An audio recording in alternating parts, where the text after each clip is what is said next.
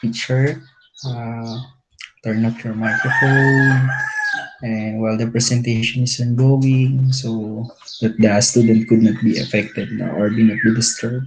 So right now I'm presenting our topic for this morning, which is the chapter 3 or the lesson 3. Can you see the presentation, the clinical assessment and diagnosis? Yes po, sir. Opo, sir. Okay. So to start, we have here no, the lesson 3, the clinical assessment and diagnosis. So it is important to note that in dealing or if you are concentrated no, in clinical psychology or if you wanted to pursue in clinical psych, in short, we have to focus on clinical assessment and diagnosis because it is important or key or essential in the assessing one clients, and it is the central na study of our course or in the psychopathology one of the root of the cause of this problem and how we imply or how we use our several treatments or psychological orders could be identified too. So by using clinical assessment, we understand the persons know who they are and we diagnose them because of their manifestation of the behaviors and then the certain personalities that might be shown to us now as we assess them no, on their behavior. So when we say diagnosis, it's somehow no, the process of determining of a particular afflicting problem no, to an individual and they are meet no, all the criteria that is necessary for such psychological disorder that we wanted to see no, on him or her. So yan, we have the clinical one no on how we describe no the clinical assessment. It's a way of systematic of how we evaluate, measure the biological, psychological and social factors in which individual presenting with a possible psychological disorder. So in that way, in the systematic evaluation, when we use clinical assessment, we employ such different tests, we employ such different assessment in determining in which no which aspect or what are the aspect of his life should be measured and captured for in which the possible leading to the psychological disorder he or she manifesting of. So it is evaluation of using of systematic. So therefore we use a standard, we use a process, there is a step by step. So, like what I said in diagnosis, it is determining whether the particular problem is a person or individual afflicting and meets all the necessary criteria for such psychological disorder as indicated in the DSM 5 in the latest edition of our Diagnostic and Statistical Manual for mental disorder. So this is how we assess no, psychological disorder. So more so, here are some key concepts to understand no the idea of assessment. So when we say assessment or we tackled no or enrolled our subject and understand more the assessment, it is important to know that there is a word no that always be present here and must be understood well, which is the word reliability, no, in which the reliability is the degree to which a measurement is consistent, and the consistent is something that is they are the same, no, the same thing of how they measure and the same way of how they understand and give the result or interpretation of one such idea or situation. And when we say assessment, no, it's a process of clinical. It's a process of way of putting like no in a funnel one yung ating mga course of problem inside the psychological or in the clinical one na meron tayo.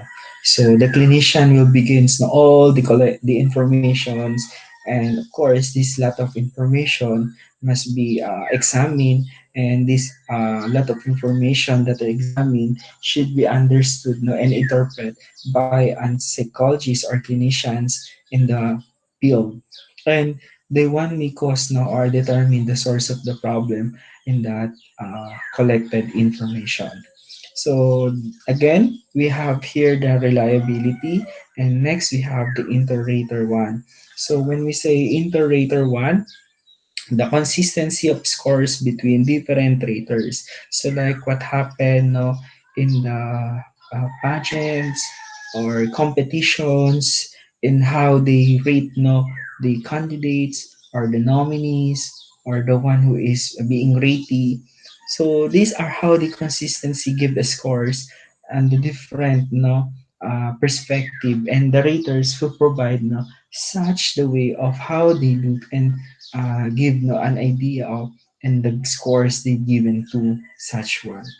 So next we have the test retest one. Now the test retest is uh, establishing the comparing scores obtained from two successive measurement of the same individuals and calculating a correlation between the two sets of scores. So with test retest, we do it no compared establishing two scores or comparative scores in which no we use it and do it again no, for a next two sets of exams again by using a results of your scores in which the tests are capture no the same idea or the same result as to give what type of uh, responses are being shown on that test no, na meron tayo. So test, retest. Ang test, retest ay pwedeng gawin or pwede natin gawin siya in employing into let's say do you want to capture the IQ level or the capacity of this person by using diagnostic exam then or by taking the personality of this person by this month and then to the next 3 months na dadating. So do natin titingnan if this person is still the same no or they have the same scores or responses na gagawin niya in doing test retest reliability. So next what do we have is the validity. So when we say validity, whether something measure what is designed is to measure po. So meaning, technique is assess what is supposed to, no, to measure what. And the validity is the evidence that proves the legitimacy of a test.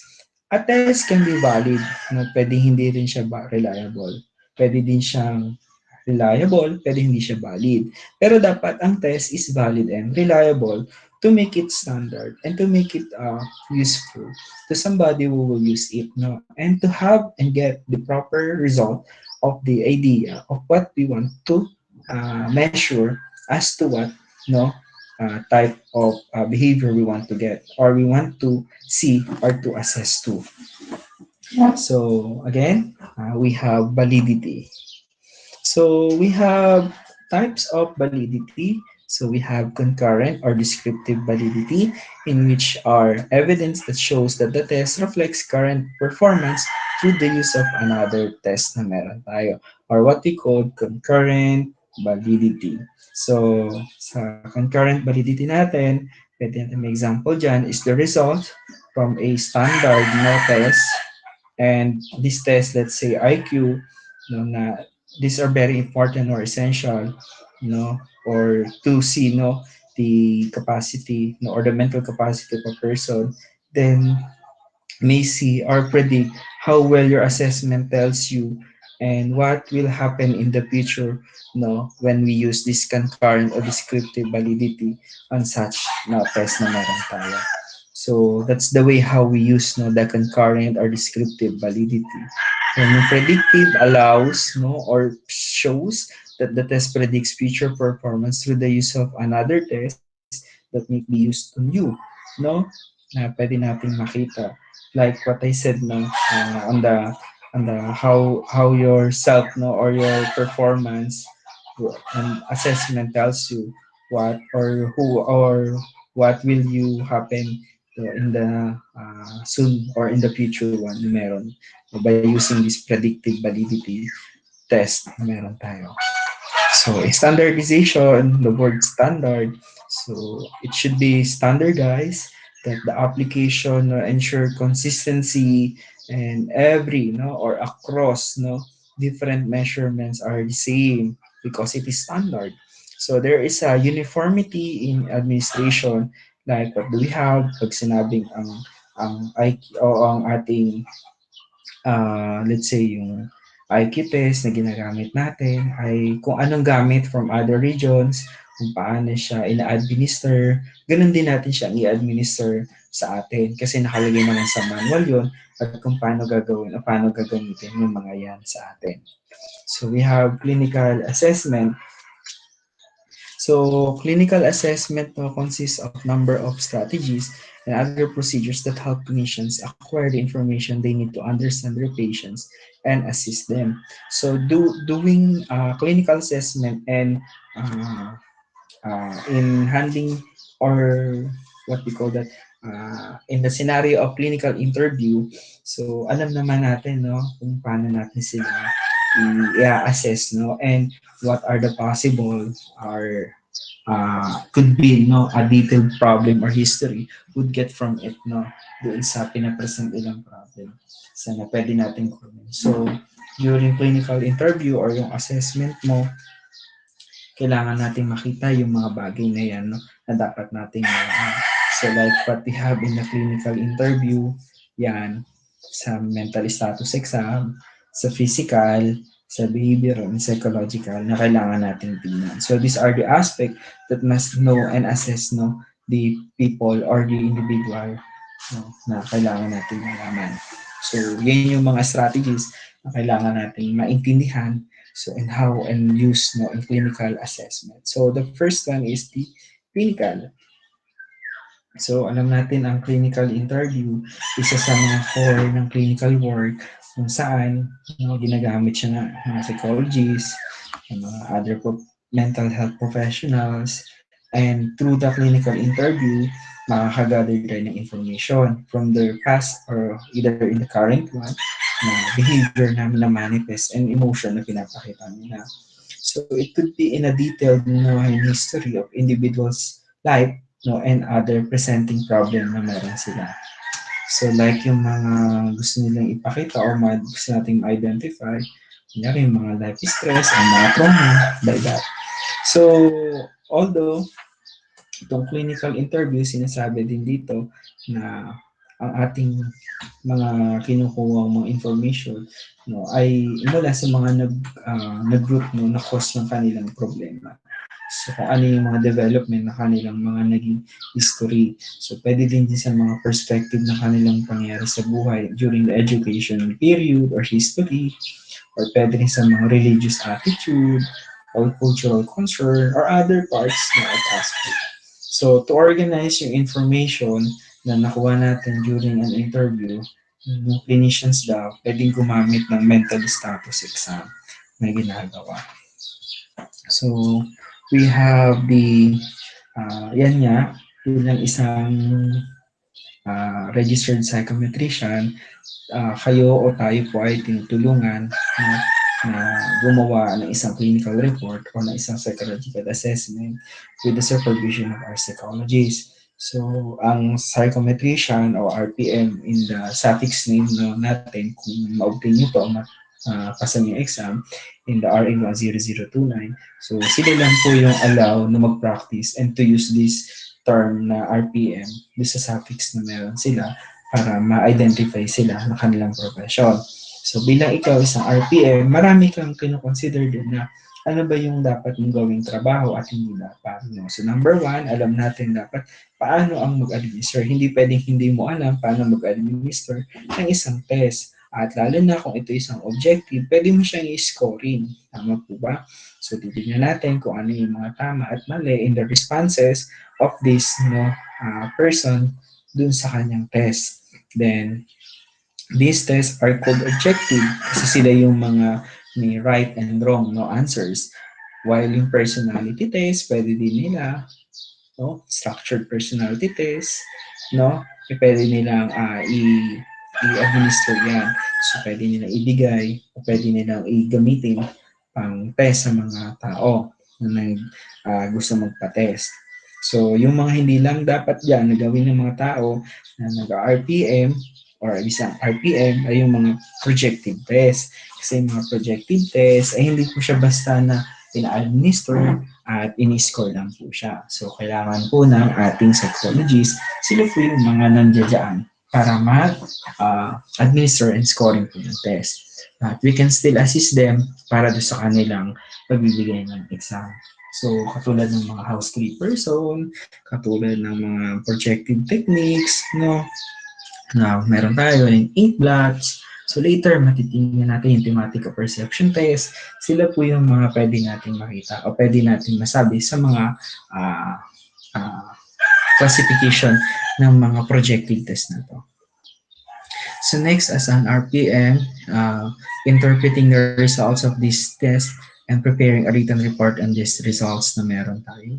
So, like yung mga administer at in-score mo ng mga personality or objective type of test, dyan na papasok no, na ikaw ay mag interpret whether no, kung ito po ba ay below, high, or average IQ level, or nakapasok siya sa quota ng number of the hinihanap natin no na pag-test no, or poor no, or average no, or high yung kanyang score. And of course, number three, conducting preparatory intake interview of clients for psychological intervention sessions. So yun yung mga pwede natin gawin bilang isang RPM once you obtain this license. And you, as a RPM, in conducting preparatory intake interview, you will ask for some information. It's a detailed information that is necessarily and help no in solving your problems and to make a solutions with your concerning problems or situations that may disturb you, and of course that may create a possible solution no doon sa gusto nating solusyonan na problema. So next is the mental status exam. It is important to know that mental status exam involves a systematic observation of individuals' behavior. So, yung mga individuals' behavior na yan ay pwede natin makita through the process ng kanilang behavior, ng kanilang appearance, din yung mga overt no, behaviors o personalities na pwede natin makita. Yung thought processes niya, paano mag-isip ng isang tao, o paano siya sumagot, o paano niya i-process yung kanyang mga gustong sabihin at naririnig niya sa ate, yung kanyang mood, yung affect na meron siya, yung kanyang intellectual functioning, yung kanyang sensorium na tinatawag. No? That is a part of the mental status exam and how to see well the people is still no are psychologically healthy or ill person no one. So the appearance and behavior, it is described no that it is an overt or physical behavior. It's like what I said on you, these are the general appearance, the posture, and facial expression of the individuals or a client, and how they will see and how would they see no them in front of us. So their appearance and behavior we usually observe as to when we start the counseling or the clinical assessment. So the appearance, the posture, so kung ito ba sila din ng grandiose, na overactive sa kanilang pagsusuot, na paggamit ng mga kanilang mga suot-suot, na yung postures nila, are they uh, directly not talking to us, directly standing, are they sitting correctly, are the facial expressions are appropriately to their what answers, or the words that they speak to, and to the corresponding behaviors that they have during interview. So the thought processes are when clinician listen to a patient talk, they are getting good idea of the person thought processes. So they may process talk quickly or slow in the manner of they can respond quickly or slowly one. The flow of speech are maybe unorganized or disorganized. They may be like what these have the continuity of speech that may see a person who is, and they may see if the person is disorganized or have a loose association with the questions of they you may quite notice this part of the uh, assessment or the mental status exam. So they can think clearly ba as they putting the words together as to generalize their idea, and how do you know, and how do they respond on you to your questions. Next is the mood and affect one. So the mood and affect one is determining the mood, no, the affect. It is also an part wherein the mood and affect has a play a role or a vital role, no, in determining the mental status exam, which mood is predominant feeling state of the individual, which how we see, no, or how we give, no, mood to us, no, and to you. And of course, you have the APEC. It is referring to the feeling that is companies that what we say at a given point on how they respond also to us when we start doing, the counseling or the clinical interview one, or how we observe, the APEC of this person.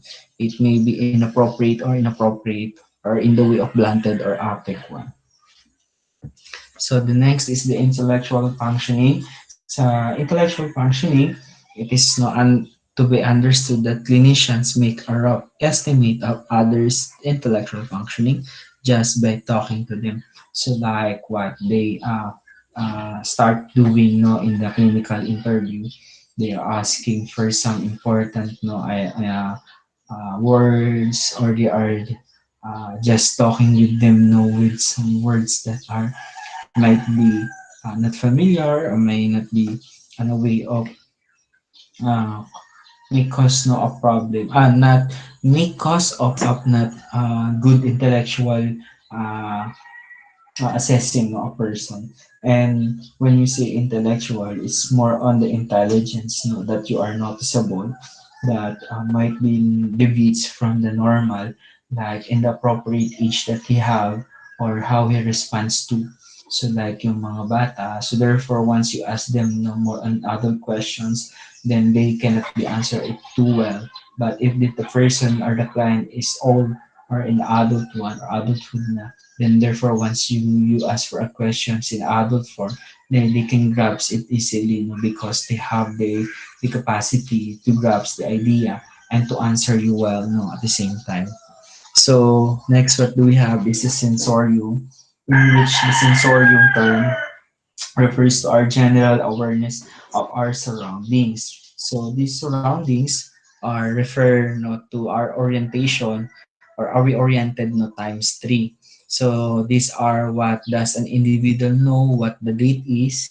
So you know what is the current or specific no time it is, or the date it is right now. So like right now, so today is April 19, 2021. So you are aware of this. So the time that setting is, no, that we have. So currently, is it in the morning or the afternoon? No, that you are aware where he is, she is, no?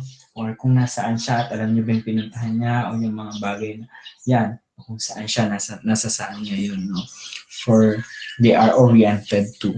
So, since yan yung mga bagay na dapat malaman natin, that must understand first on themselves, na kailangan natin clear na makuha sa kanila. So, it talks about the person, the place, and the time, no, in short. So we have psychologists and other mental health professionals. So mental health and other, psychologists and other mental health professionals are trained, no, extensively in methods that put patients at ease and facilitate communication, including non-threatening ways of seeking information and appropriate listening skills. Well, we have an empathic listening skills, no, in which, no, how we deal and how we listen, no, carefully and pay attention to the words speak by our client. And then we are non-threatening ways of seeking information, that we do not use no force to get other, no, and to ask for information from them. So we do it, no, in a formal and a friendly manner. And of course, we are here, no, as trained, no, individuals or mental health professionals in a method of patients, no, are at ease and facilitate communication and to try to ask for their feelings to their current situations and many more about our professions. So information provided by patients to them is protected by laws of privilege, communication, or confidentiality in the most states. This is the most important part of our job as mental health professionals. The information that provided by our clients are must protected and or must obey are lost in terms of confidentiality, anonymity, and the informed consent are must be adhered or must be followed correctly. Otherwise, uh, we are the one who let's say disobedience or not following exactly the rules as what we have written in the codes of ethics. That's why it is a ground for disqualification or disbarment of your identification, or the card that you have obtained in the taking the exam or in the passing the exam. So that is now. So the laws are the one who is protecting us for the confidentiality. So next is the psychologists and other mental health professionals also. So the only exception to these rules occurs when the judge that because of the patient's condition, some harm or danger to either the patient or some else is imminent. So we already discussed this one, this issue that when is a call for not in danger and once a third party call for the records, well, we will agree and we will let them get or provide them. So like in the court, in the rules, so dapat yung bigyan. So nakalagay sa Code of Ethics ng PAP that that must be given, no? And even the Code of Ethics ng counseling or ng counselor. So that is important to know. No, these are some exemption. So when the person is in danger, no, when the third party calls for and records for it for some verification and records of this for the grounds of something that he committed to and to well informed and to have an idea of this one. Semi-structured, at, at the outset now of the interview, of the initial interview, the therapy should inform the patient of the confidential nature of their conversation and the conditions under which that confidence should or would not hold. So that's important to understand and to notice, no, yung ganyang part of the initial interview and when you are giving, the informed consent one, by the client and the therapist also. So that is the important and understanding to a mental health professionals, when you deal with your clients. So semi-structured interview, uh, it's a way of another form of interview that follow no systematic format yung tinatawag. That's why semi-structured. Unlike pag structured, when you ask for these questions, and therefore you will uh, answer for it directly, and your questions are directly asking for something. No, so these questions are praised carefully and been tested by useful information, and this is validated and maybe are a test na check before it being used for some inquiries by the clinicians to their clients. So next is the physical examination.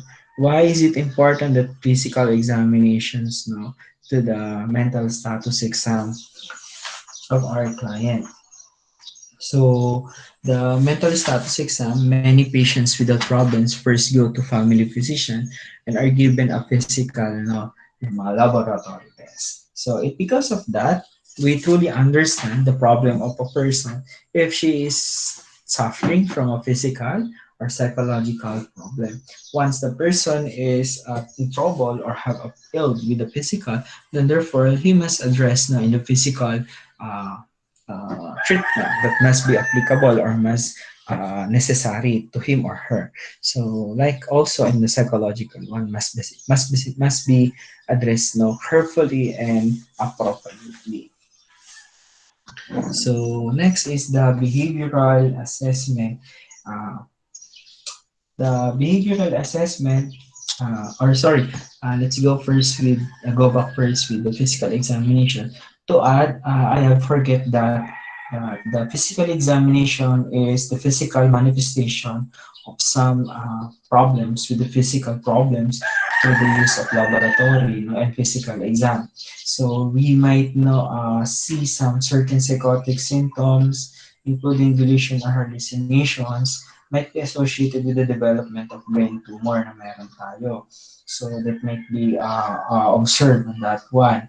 Meron tayo in the use of physical examination. So behavioral assessment is the way takes the process of one step further, and how he think, feel and behave, and these actions might contribute to explain their problems as the way act in that situation, or how he react, and take this process and individual thoughts, feelings, and behavior in specific situation as to given condition may be inappropriate than an interview in terms of assessing individuals who are not old enough or skilled enough to report their problems and experience. So that's a one way, that make me use or appropriate way of interviewing and assessing one's individual.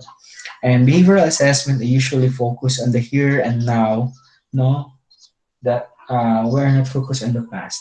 The here and now are the one who is correspond to your situations, to your problems or such actions or reaction. That's why you are here. And the behavioral assessment is something that simulations, or that would give a report to us what is your the main reason, or your main ideas of this one of the reason how or why you are this, na tinatawag natin. So we have the ABCs, of observation. So the ABCs of observation are observational assessment that usually focus on the here and now na tinatawag. That, that also be part of behavioral assessment and how we see it them. No? So the observational assessments are focused on the antecedents, which are the thing that is being happening now right now, the behavior that is being response, that being react, the consequence, on such behavior of the responses that he may be, see them. So like the example one that we have, his mother is asking him to put his glass in the sink. That is antecedents. That is the one that is being happening now right now, or the present, or just happened, or the boy throwing the glass, that is the behavior that being shown or react to that situation. And his mother is the one, is the consequence, that lack of responses to what he do know about his such behavior that he done or he act in that situation. So we have the self-monitoring. The way of self-monitoring itself is an observing their own behavior, and defining the patterns, on their own. So self-monitoring, or what we call self-observation. So the goal of the self-monitoring is to help clients monitor their behaviors more conveniently. But some cases na our self-monitoring is not work or not working to us, because we tend to do not understand our self behavior through the use of self observation. Otherwise, other people will may observe us, but this is still useful, for self monitoring, or to use the self monitoring one. So next is self monitoring, by which a client observe and record their own behaviors as either an assessment of a problem, sort may change for a treatment procedure that makes them more aware of their responses, and called self-observation one. It's like what I said. So we have using of checklists or behavior rating scales that may be available in making or to make it possible in self-monitoring. So these are the available one way of scale. So we have psychological testing. So when we say psychological testing, So this is no including of specific tools to determine cognitive, emotional, or behavioral responses that might be associated with a specific disorder, and more general tools that assess long-standing personality features such as tendency to be suspicious. So for psychological testing, it's a part of psychological assessment. It's a big umbrella term in psychological assessment that psychological testing is inside the field that we use in making assessment. So we have different types of assessment. It could be a test, a non-test, behavioral, interview, and other ways of assessment. And one way of assessment is psychological testings. So like what I said on you, that it includes psychological tests. So that test that may be used is the test assess psychological disorders one na meron tayo. So it may test include specific determine or identify such cognitive or emotional or behavioral problems that may present. So yun yung mga pwede nating makita or maybe nating ma-identify through using psychological testing. So one of the example of psychological testing is the projective testing. If people are not aware of these thoughts and feelings, how do we assess them? These are the questions that make the leap now into projective testing when we start dealing with it. So, of course, to address this intriguing problem, psychoanalytic workers develop several assessment measures known as called projective tests. So they develop projective tests. It includes variety of methods in which ambiguous stimuli are the one who is being measured are being captured no during the projective testing. So we have psychoanalytic, we have Rorschach, thematic, sentences completion test na meron tayo. So these are the tests that we made available in our present time, no? In using ambiguous stimulus na for them. So to start, we have the Rorschach or ink blot test. So yung Rorschach ink blot test natin was made by Hermann Rorschach. Swiss psychiatrist developed series of ink blots. So initially to study perceptual process and then diagnose psychological disorders and designed for it to identify and diagnose such psychological disorders.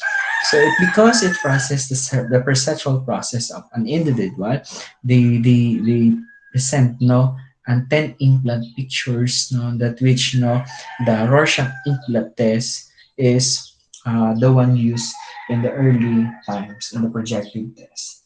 So yung ating black test ay isang picture na tulad ng ganito po na kung saan our perception yung pinasend sa atin in front of us will be assessed no, on how are aware of thoughts and feelings doon sa isang picture na pinapakita sa atin. Then our ambiguous response o yung stimuli natin will be the one will be the one to interpret no, and identify too. So ano yung naging interpretation or naging ideas mo dyan sa picture na yan that could be an object to you. Next is the thematic of perception test. Well, the thematic of perception test is what we call TAT, no? Perhaps best known for projective test na ginagamit. So it was developed no, by Christian Morgan and Henry Murray, no, the Harvard Psychological Clinic. So yung TAT ay binubuo siya ng 31 card. Yung 30 card ay merong pictures and yung isang card ay isang blanco na tinatawag no in starting one. And yung 20 cards lang ay typically na ginagamit during the administration ng TAT o Thematic Perception Test. Yung TAT natin is person to tell dramatic story about the picture and how is it put the imagination to the picture of it. And you will test of how the imagination of this person are formed of the intelligence is. So they may use no and let the imagination have their own. They may be in a myth, fairy, story, or allegory one man in the way of such they look at it. So unlike yung Rorschach naman natin na meron tayo, involved lang siya ng asking for fairly straightforward description of what test taker sees. instruction. Unlike sa TAT, ayun nga, hayaan natin sila mag-describe na meron sa story. So like what they have here in the story ng card ng thematical perception test. So these are only an example that I get from the internet, and also I witnessed no that came from our school na from a private school na available sa amin that is being kept privately, and nobody can access this type of tests because projective tests are sensitive, and these are expensive projective tests in the psychological testing na meron tayo. So, yan yun. So, you may use interpretation and how do you look at it. So, unlike the Rorschach ink block test, so you will directly identify, straightforward the description of what the test taker, might see, in the instruction. So, here, uh, most clinicians who use projective tests have their own methods of administration and interpretation using projective tests. So we have many ways of uh, administering and interpretation. So that's why we have different ways of making up psychological report. So in doing psychological report, it takes almost for uh, 10 to 20 pages of making of it as to make it a comprehensive one. So when you enter in the graduate school and pursue it in the clinical side, you will encounter the subject na projective test 1, projective test 2. Then by this you will learn a lot, and you will be trained extensively how to create by this to mga report nito. But this is not enough for you not to attend some training na meron tayo. But of course, you have to further undergo some assistance and training on the other regions in the world, and for you to become a tinatawag na dalubhasa sa paggawa ng report in employing projective tests. Clinicians are not only responsible for knowing how to administer this test, but also need to be aware of research that suggests that tests have limited usefulness as the means of diagnosing psychopathology. Well, not all the tests can diagnose and can describe the current situation, but this a great help for us not to identify problems in diagnosing psychopathology. But you must be aware of some research that suggests of some limitations of this psychological testing that is available for use and consumed by the psychologists or mental health professionals or in the field of expertise. Next, we have the personality inventories. So, self-report questionnaire that assess personal traits by asking respondents to identify descriptions that apply to, like the MMPI, that is consists of 550 items. That is too long, but it is being revised right now. I do not know if the revised one is still, or the current revised one is available right now. One of the most extensive research na assessment instrument in psychology because it has a 550 items, and the domains are captured from several na gusto nating ma-capture doon sa isang tao. They use for inventory of the personality that may use to apply for. Intelligence testing is a sorry. Intelligence testing is tests were developed for one specific purpose, like other tests. So this intelligence testing is predict who would do in school, like what do in Alfred Binet and Theodore Simon, in activity. So what do we have in the test no ating personality o no ating intelligence testing? So by Alfred Binet and Theodore Simon, considered the commission by the French government during that time. Then they developed these intelligence tests. Then it is designed to develop to identify slow learners. And then it captures to look to profoundly measure the skills children and need to succeed in school, including the tasks of attention, perception, memory, reasoning, and verbal communication. And at large, Binet and Simon gave the original series of tasks to children that uh, they called eliminated tasks and experiment yung mga slow learners, and the children who did well in school know as to give their purpose of intelligence testing. So yan nga yung ginawa nila. And other parts, we have several revisions that undergo with this intelligence testing Cathedral and Simon. We have developed now of this administration of working predicting success of academic by Louis Thurman at the Stanford University.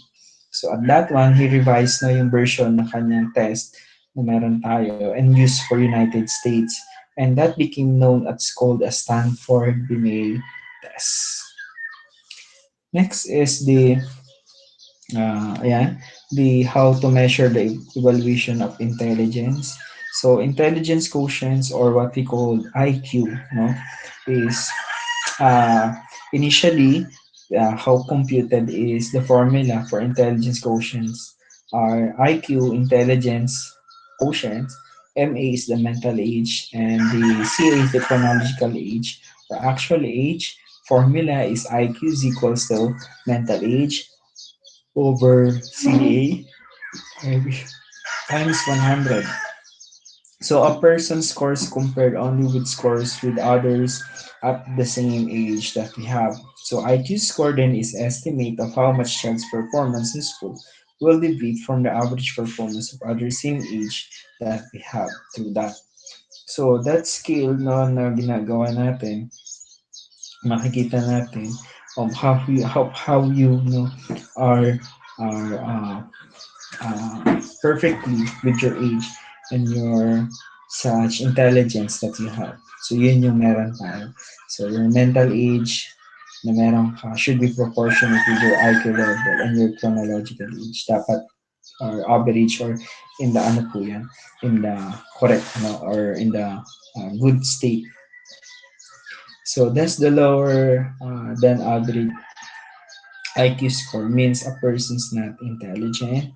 So that are the questions now that might be seen no, on talking to the intelligence. No? So that is another form of how we look. No? But to answer this is sabi daw doon, not necessarily. First, there are numerous reasons for low score. So meron mga other reasons for what are the reasons no, of this why person has a low score or obtain a low score. Pwedeng ito ay IQ, yung IQ test is in-administer in English, and yung tao ay hindi is purely native in English language, so the result will be affected of it. So therefore, it should be administered in a standardized one. So to have an accurate and to get it well the information uh, good no and precisely the meaning of it. Otherwise, if it is not conducted in the standardized one, then therefore it's not handled wisely and correctly by the person who is in charge in psychological testing or employing an objective type of test. Next is the neuropsychological testing. Neuropsychological testing is one of the pinpoint of the location of the brain dysfunction that we may identify in identifying problems in our brain problems. No, like yung mga ginagamit natin ngayon na neuroimaging, no, or pictures of the brain, how is it looks like, no, and the process it is. So we have assessment of brain and nervous system functioning by testing an individual's performance on behavioral tasks. So it is also no can include no yung use ng Bender visual motor gestalt test, tactile performance, yung hostile written and Lugan Nebraska one. So yung ating isa sa mga Bender visual motor gestalt test na meron tayo, yun yung mga binibigyan ng test like yung mga adult or bata ng pag-copy daw ng pag-drawing sa isang card na meron doon as as to provide yung mga card na yun na meron mga warriors lines. So dapat kung square, dapat square din yung magaya ng isang tao na gumagawa nun or otherwise it will conclude that the person has a brain damage no? Because he could not identify or recognize correctly the figures that been showing in the card, so he could not directly write it in the properly in the picture that been showing on you on the card, yung square na yun na dapat. So we have, of course, some brain dysfunction is maybe a suspected no to such no way of form of manifestation of the problem na meron tayo. So we have also yung other test that available. Here is the tactile performance test no na meron tayo, which also use no for requires the test taker to place wooden blocks in a form ng board while blindfolded. Thus testing learning and memory skills are used. So that's the way of how we use it. So yung Luria, Nebraska naman, at yung Hallstein naman, ay nakita dito, it's a battery of tests na nadedetect niya yung damage and we're about 80% ay correct doon sa paggamit at pag-employ ng ganitong test. Ayan. So, yun yung mga meron tayo. So, we have false positive and false negatives, no? Or in type 1 and type 2 error na tinatawag natin. At some cases na it's already presented during the presentation in the government, madinis kasi nila yung false positive tsaka false negative and describing yung ating virus na present ngayon right now. So, yung false positive and false negative are important to understand in the studies, no, of issues na meron tayo in any assessment that we may that we may be employed, no, and that these times na that we have shown to our problem na meron tayo. So, yun yung mga meron po tayo. Yung type 1 ng error ng false positive, sinabi niya pregnant, pero there is no signs of manifestation that she is a pregnant. While yung type 2 error is false negative, that you giving them no na advice or a result of she's not a pregnant, but there is a manifestation that she is a pregnant too, no, that she is nagdadalang tao. There is a baby inside his womb or her womb na meron tayo. So next is the neuroimaging pictures or the image of the brain structure that we have. So that is the way of getting an accurate pictures of the structure of the brain function. No? This is use of the computer assisted no, aided procedures. So we have two categories here. We have one category, procedure and examine structure of the brain, such as the size of the parts of the whether it is on any damage that we can see. And second category is a procedure examine the actual function of the brain, mapping the blood flow and other metabolic activity. So meaning to say, these two category are designed for identifying two functions of doing it well or doing it not good or having a damage with one. So we have the images of the brain. The X-ray, the one who is dominant used na before to see the brain or the less brain tissue na nakikita natin. So yung unang in-employ. Then use now yung C18 computerized axial tomography or yung CT scan. Takes 15 minutes lang and you can get na results na. And yung CT scan are particularly used for locating brain tumors, injuries, and other structural problems inside the brain. So yung brain structures natin ay merong MRI na ginagamit. Mas expensive po ito, but takes little as 10 minutes lang po siya para makuha yung ideal result nito at yung proseso. So excite the brain tissue, altering the protons and hydrogen atoms.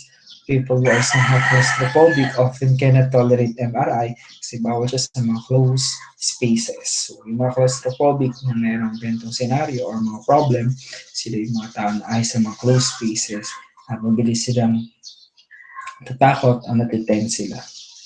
So we have diagnosing psychological disorder. So we have idiographic, nomothetics, taxonomy, nosology, nomenclature, classical and dimensional approach na tinatawag natin. So these are the important words that might be seen and might be encountered in diagnosing psychological disorder. So yung idiographic strategy natin is knowing to determine the unique about individual's personality, cultural background, or circumstances that we use from them. While yung nomothetic naman is the determine the general rules of the problems in which presented belongs to. And this is attempting nimong classify the problem which is fall into psychological or a specific psychological disorder.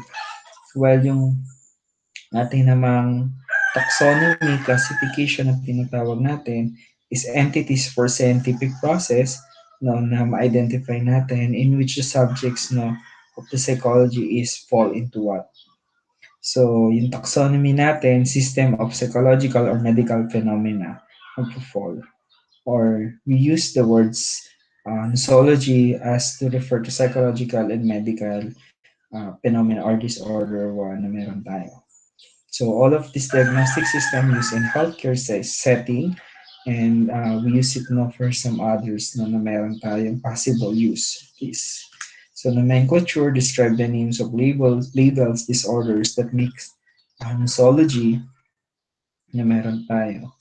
And then we have here the classifications that identify no, the diseases that they have no, in the present one na meron sila.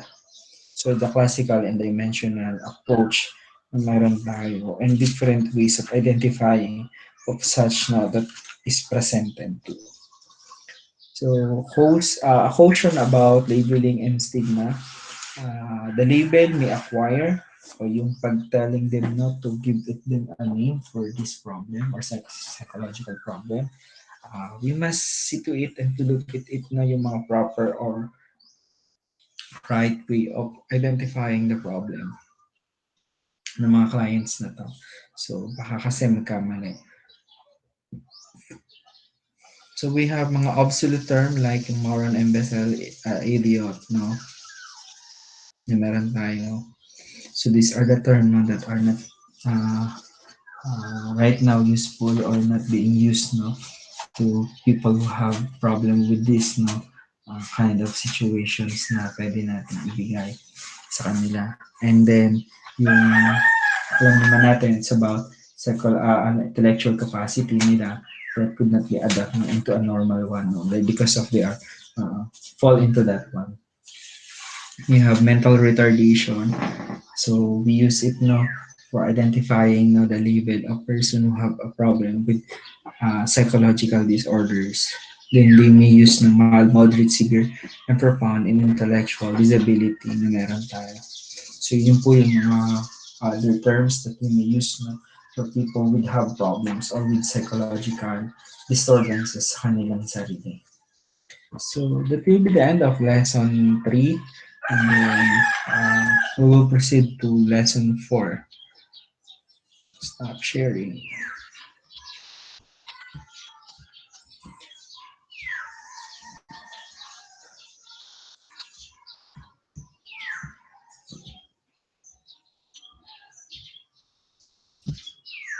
Right now, can you see the presentation of my another slide, which is the chapter 11, substance use disorder?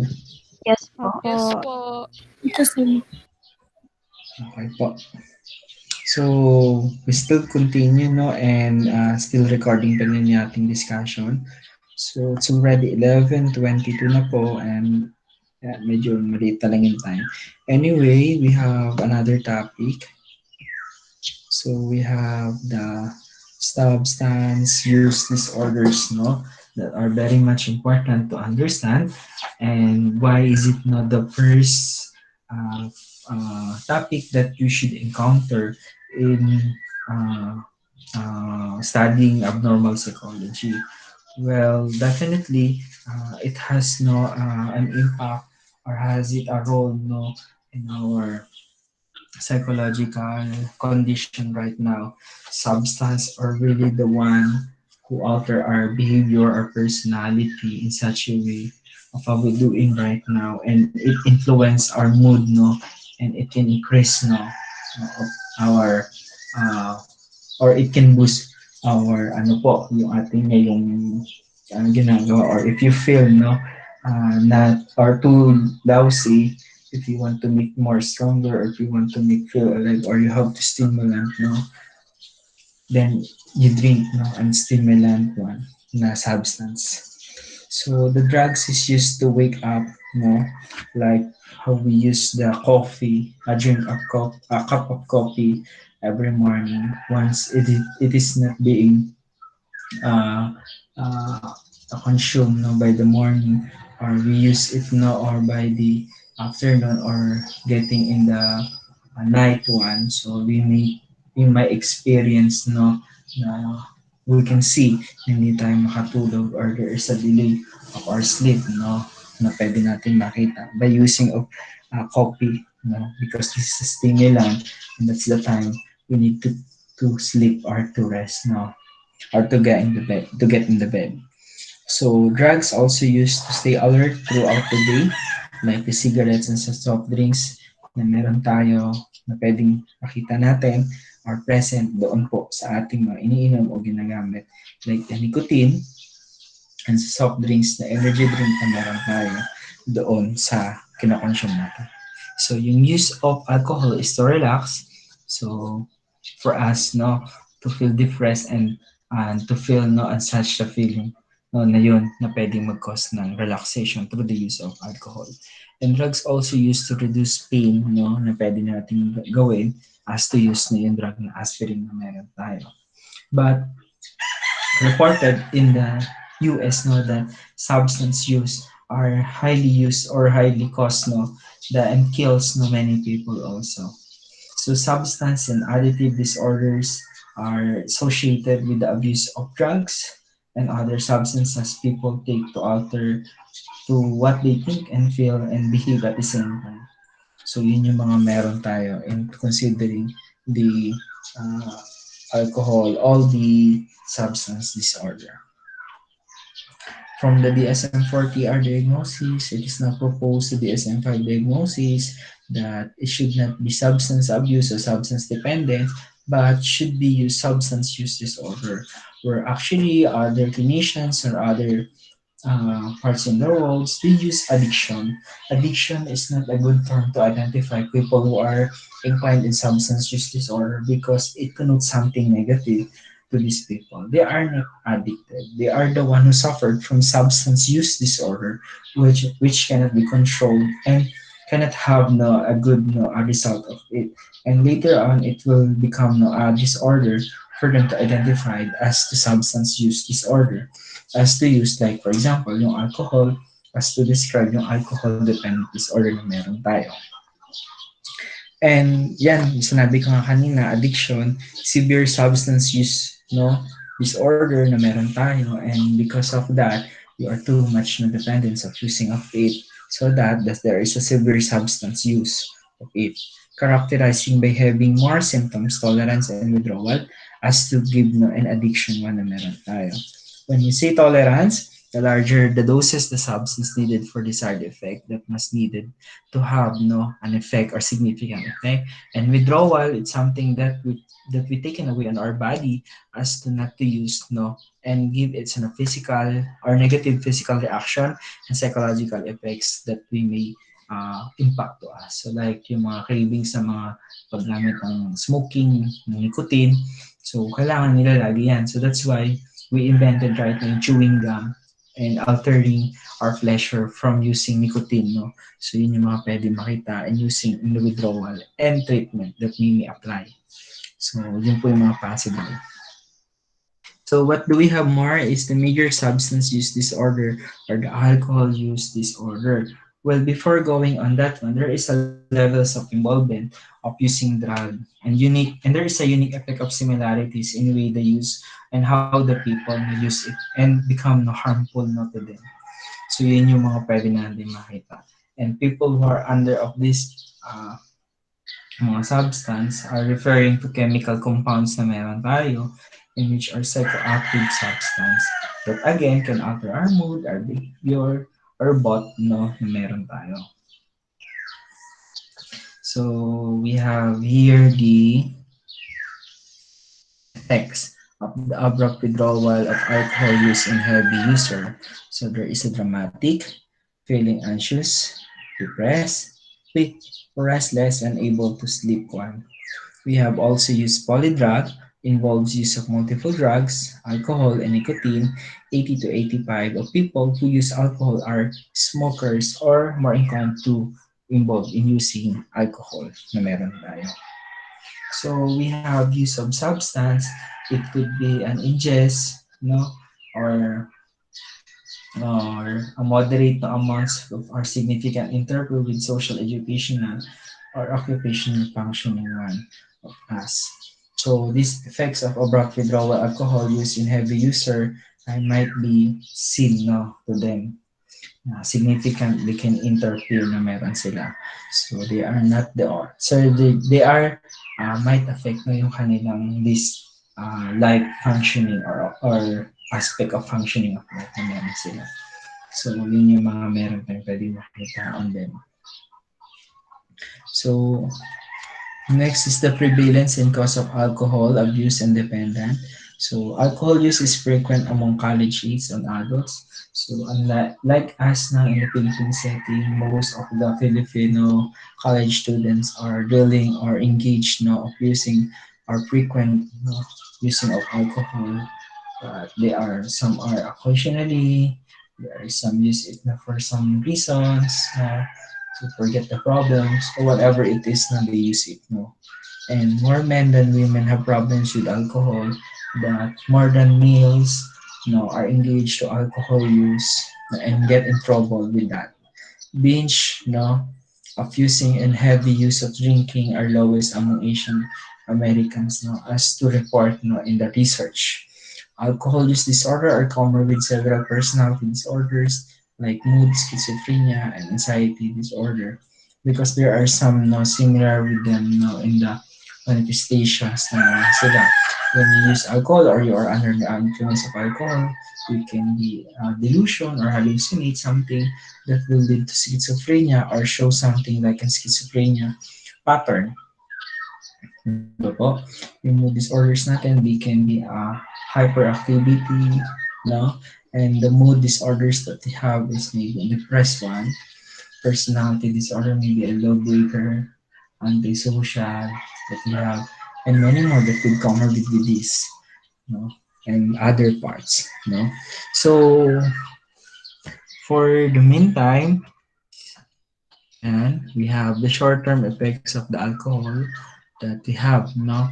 And how is it looks like in the process too, using of or too much exposing of the alcohol. So, yan nga yung meron tayo, no? In describing on the term effects of alcohol. So, alam natin yung alcohol content, yung alcohol solution, o yung liquid na yan, nasa bote. Once we ingest it, or affects it to our body, it will be going to our passes to the esophagus, and your small amounts are absorbed through that, and from there most of it is travels to small intestine and easily absorbed into bloodstream na meron tayo. Then afterwards, throughout the body, nagsisirculate na siya, contacts every major organ including the heart, and yung liver din natin, it will also be pwedeng masira, problema because of using of it. And then, yung alcohol na nanggaling doon is will be going to the lungs and vaporize. So, pagkas ma-vaporize and then in-exhale natin to, so then yung phenomenon tinatawag na breathalyzer test na kung saan yung measures ng levels ng intoxication mo ay ma-describe dito and it passes through the liver. Then it is broken down to metabolize into carbon dioxide daw and to water by enzymes na meron tayo as to give them the how is it being processed into our body. So for the meantime, we will stop our discussion for this topic. So we will discuss another itong mga nandito pa. So stop sharing. Okay, you may now begin questioning, asking for clarification. You may turn on your microphone and you may raise some other important information na gusto niyo i-share or gusto niyo pang malaman pa. Beginning now, you may turn on your microphone.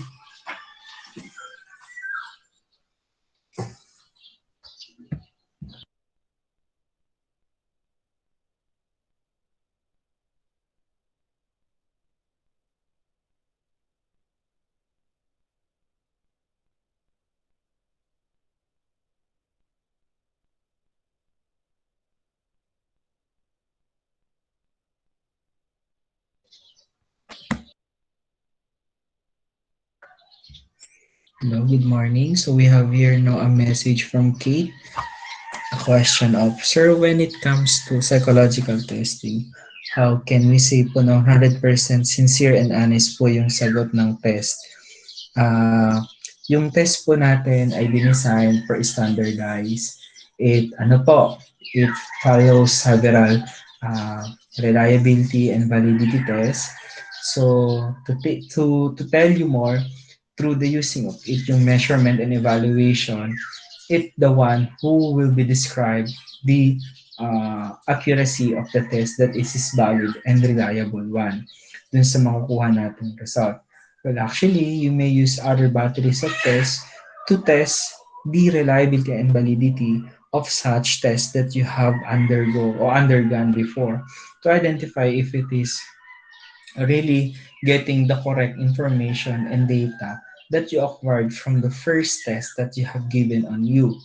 And through that, you will determine and you will generalize your information and you arrive to an such comprehensive result na pwede mong maging batayan o basis mo sa ganoon.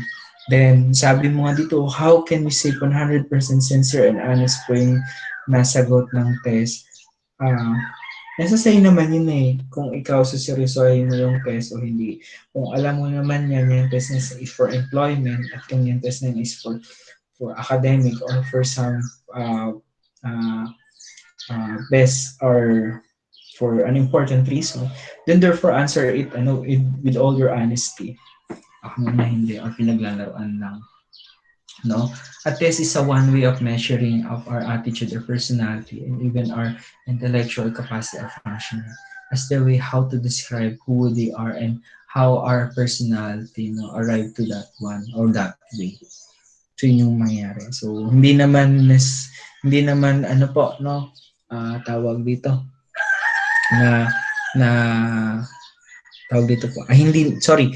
Dapat po kailangan seryosohin po natin yung pagsagot ng test sa pag-take ng ganyan. Kasi may bayad yan una. Pangalawa, nandiyan ka para i-exam ka para malaman ano yung mga bagay nito na hinahanap ng employer mo. Pangatlo, nandiyan ka, nagpa-test ka with all your sincerity and genuineness na gagawin mo yung pagsagot na hindi mo hulaan nang dahil sa may purpose yan at may gusto kang gawin o may gusto kang patunguhan ng ginagawa mo yan.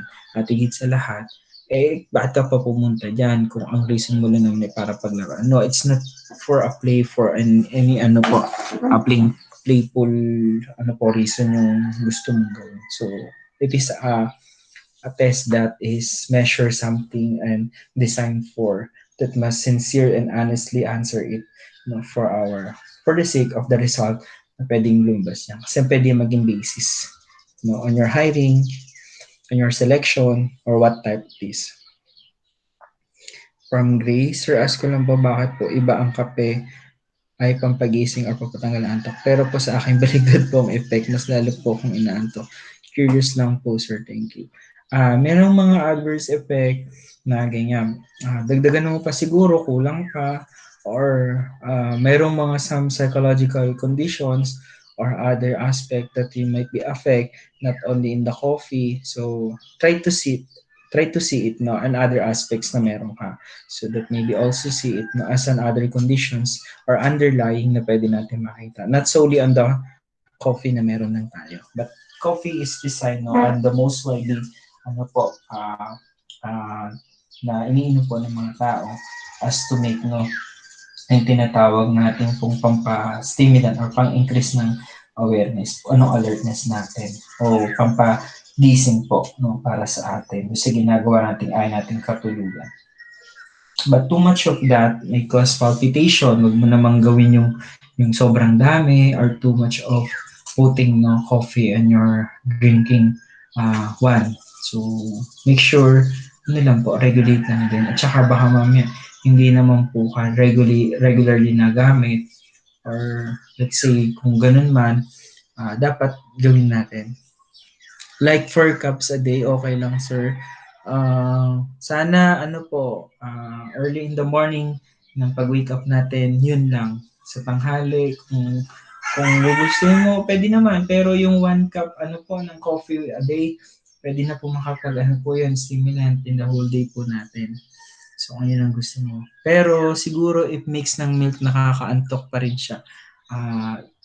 Isa pa yun, yung milk natin ay, kaya nga milk ay iniinom ng gabi. So, it may ano po, no, sabi daw nila, it may result po doon sa mabilis ng pagkatulog natin at may, may result to sleepy one, no? So, yung 4 cups is not advisable. That is too much. 1 cup of coffee lang a day, it's enough na. No, wag naman too much, baka mag-palpitate at magkaroon ka ng problema sa heartbeat, no? At result to a problem pa. So, medyo ano ka naman, lessen mo or avoid mo naman yung a cup, no more than one dun sa coffee na meron ka. Baka naman yung 1 cup mo ha, ang gawin mo naman sa susunod is equivalent to 4 cups of coffee na the usual day mo ginagawa. So, make sure mo rin na yung liters or uh, yung volume na ginagamit mo dun sa pagtimpla ng kape na dami ay ayusin mo rin. So, make sure mo lang na tama lang din yun na baka mamaya. Equivalent naman yung isang malaking tasa na panglagay mo. I mean, malaking mug talaga, sir, ha? Wag naman. So, i-ano mo lang, tawag dito, i-control mo rin and i-minimize mo. Yes po, nakaka-addict po. So, wag naman po sobra, no? Take it easy lang, di na maubos yung kape, di ka naman nakawan yan. So, bawas-bawas po tayo. Okay po, sir. Thank you. It's good and benefit for you, no, itong mga to. So, too much of using of it, no, may result to yun nga, yung palpitation mo magkakaproblema, nagiging nervyosa ka, no, isa yun sa mga magiging concern or magiging issue natin. Anyway, let's move to another student. Meron pa bang concern? Sir, Go ahead, Rika. question lang po, how can we best access the neuropsychological effects ng violent action sa drug addiction po? Ano po? How can we best access the neuropsychological effects po ng violent action sa drug addiction po? Neurological access?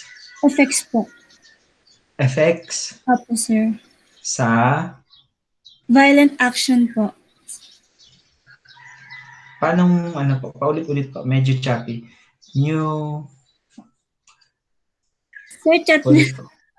Sige po. Medyo choppy po. Hindi ko po na iintindihan yung sagot. Medyo alien word po ang lumalabas sa aking speaker. Anyway, pwede mo naman i-chat para at least mas clear. You have, plenty of time pa naman.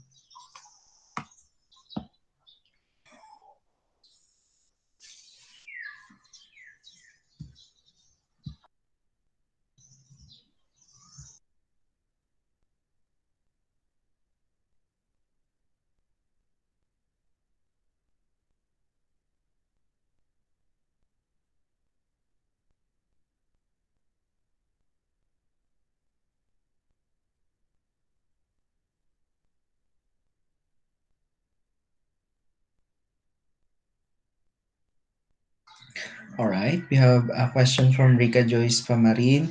So, sabi niya dito, how can we best assess the neuropsychological effects of violent action? Ng ano?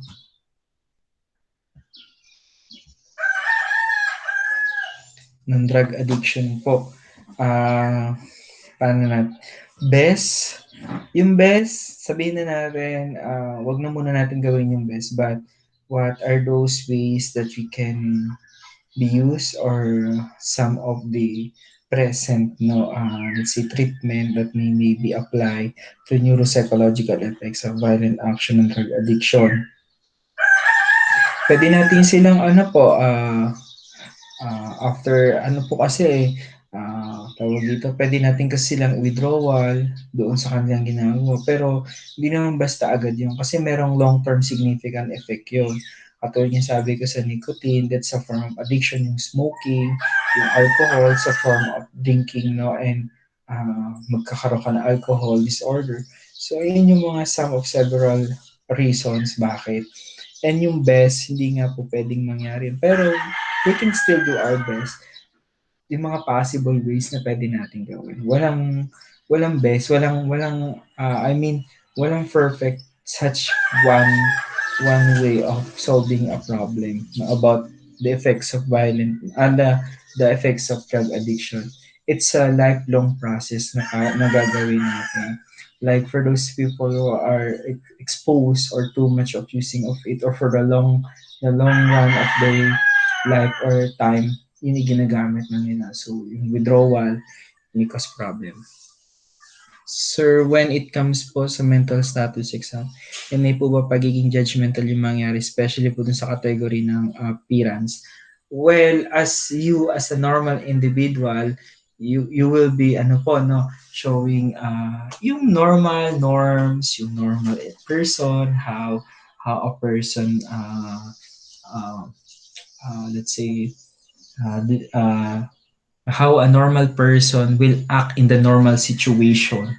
So yung mga appearance natin that we have in the mental status exam in through using pagiging judgmental ng sinasabi mo, it's an only a overt physical behavior ng mga tao na kung saan yung kanilang mga general appearance, yung posture, facial expression na sinabi ko kanina, it's a part of a ano po, a description in dealing with their clients, no, and how to describe their clients when it comes to physical and the appearance and behavioral aspect, no. So, hindi naman judgmental po yun. It's a appropriate way kasi it's a ano po, a formal way of assessing individual, and we are helping them not to try to judge them through their appearance and behavior that is showing to us. So we are here to help them and to provide and to learn about their problems na kung ano man yung pinipresent sa atin and what type of coping mechanism that we can use or provide to them or make a solution for them para at least hindi naman po sila magkaroon ng ano po ng mas lalong lumala yung problema and to have a sufficient din ng ano po ng provide ng kanilang kinakailangan o yung information. Kasi yung appearance and behavior is an important to notice to a client na meron tayo. So, yung appearance and behavior, may ano rin po yan, may imply din po ng good understanding of your client para at least kilala mo na siya agad kung ano sino siya. Diba po? So, ito po yung description niya, ito yung ideal behavior na meron siya. So, for you to understand better yung kanyang, ano yung ginagawa niya o yung kanyang minamanifest dun sa pagkikita ninyo o sa inyong interview dun sa kanilang pag-check sa kanilang sarili. Hindi naman judgmental po yun. Next skill, Mariel. Sir, meron po ba tayong sariling psychological test, either projective or objective test, katulad po ng Rorschach, TAT, MMPI dito sa Pilipinas, or nakuha, adapted na lamang po sa ibang bansa? Marami tayong adapted na kinuha. Meron tayong isang test, alam ko Filipino test, yung sa Filipino test, yung hindi ako sure kung yung PPP tsaka yung basta it start with P lahat, yung test na meron tayo about doon sa core Filipino values na meron tayo. So yun yung mga projective na meron tayo na pwede natin makita. And when it comes to objective, meron tayong mga teacher-made tests, other tests na available in local, pero hindi siya ganun na-establish yung mga locality tsaka yung validity and reliability. But subject still for ano pa rin yun, for modification. Pwede din siya magamit or still an example of that. Yun po yung mga meron tayong available. But mostly of the tests that we are using by the clinicians are adopted in the Western countries. So, yun yung mga yan. Okay po. Who else or what else?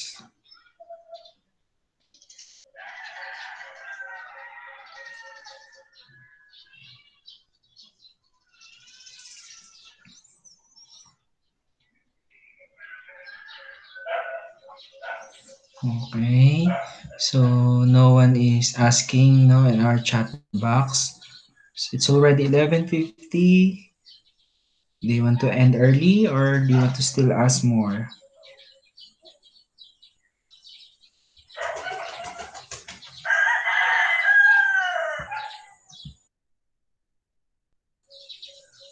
Abby, would you like to answer? Wala na sir, na ano na nila lahat. Just maayos naman po kanina yung ano, discussion Okay. niya. Sige po. Sige, so since everything is okay na as per representative and qualification, we have some questions, please get in touch with Hi, me. sir. Sige po. About po dun sa recorded video, kailan niyo po siya, i-a-upload po? Ay, oo, I forgot na to upload and hindi rin kaya ng internet ko to download and then upload din dyan.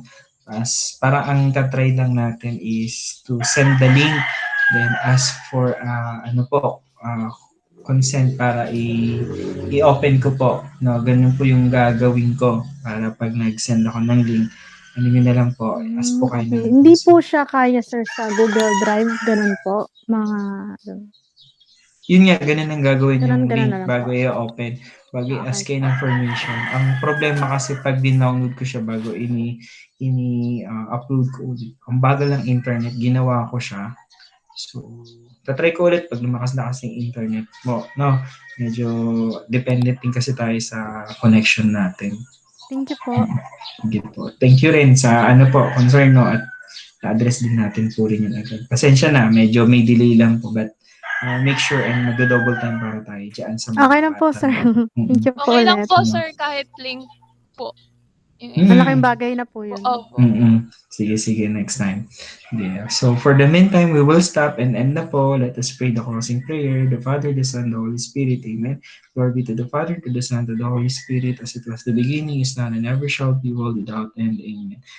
So, happy eating. Ingat. God bless you po. Kita po God tayo bless sa din susunod. po. Salamat po. Ingat Thank po. you po. Bye-bye. Thank you po. Bye-bye.